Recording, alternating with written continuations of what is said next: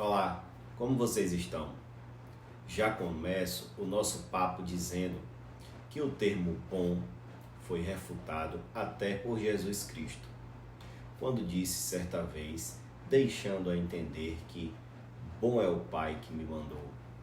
Assim, fico com os dois pés bem atrás quando vejo esse termo utilizado de forma bem genérica por simplesmente muitos fazerem o básico ou muitas vezes nem isso.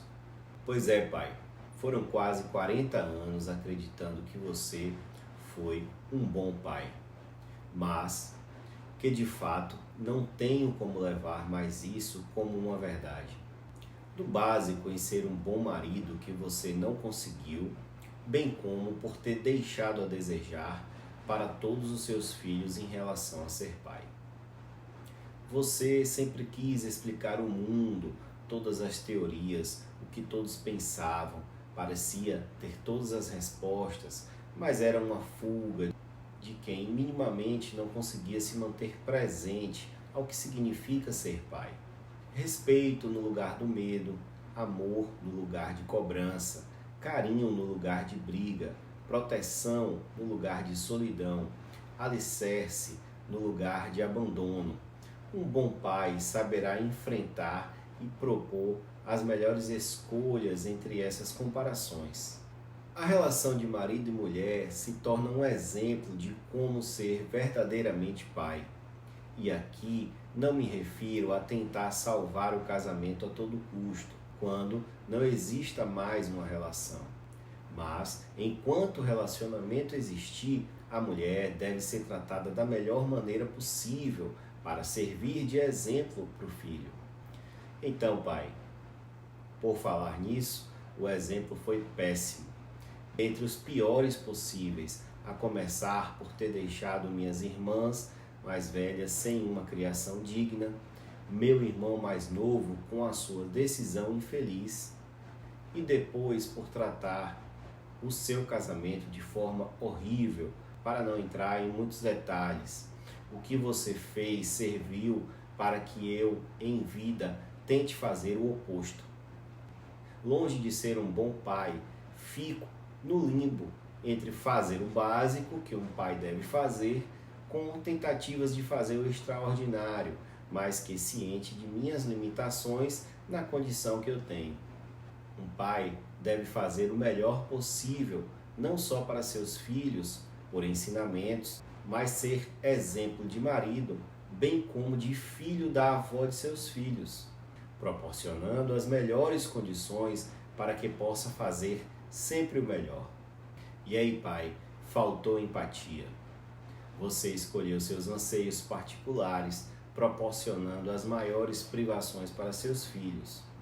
A vida de abdicação que um pai deve ter lhe faltou, talvez por egoísmo ou por não compreender de fato a importância de ser um pai. Quero deixar bem claro aqui, pai, que não há trauma algum, apenas uma constatação de um fato. Pode ser duro e surpresa para alguns, mas dentro de mim é uma verdade que não é inconveniente. Inconveniência aconteceu lá na pré-adolescência, enquanto a maioria de meus primos e amigos pensavam em brincar, eu já imaginava como ter um futuro melhor do que aquele que era parecido com o seu. Depois, já na adolescência, ao ter que escutar, pelo fato de que eu não moraria mais com você, que você não teria mais obrigações comigo. E aqui nem vou entrar nos detalhes da sua vida pós-separação da minha mãe.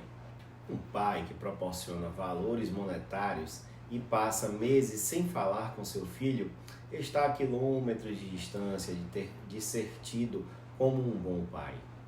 Um pai que bebe demais, come errado, não se importa com a sua saúde, não tem como ensinar isso ao seu filho.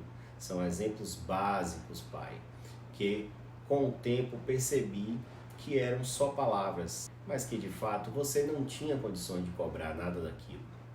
A ausência de um pai não se justifica com presentes, nem com pagar o que é obrigação legal, muito menos cobrança sem moral de como um filho deve se comportar quando o pai não demonstra nenhuma moralidade. A proteção, o amor, o suporte e carinho que um pai deve dar ao seu filho não pode ser suprido com presenças esporádicas ou quando convém, pai. Até porque, pai, a ausência se dá quando não há participação na vida do seu filho, seja pela distância ou por não estar emocionalmente presente. E como por vezes a gente tem que esclarecer o óbvio, não se trata de uma lição de moral.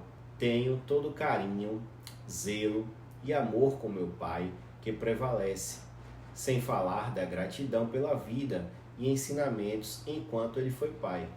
Só que nada disso apaga a realidade que ele e aos que se vejam nesse pequeno relato está bem distante do real sentido em ser um exemplo para o filho.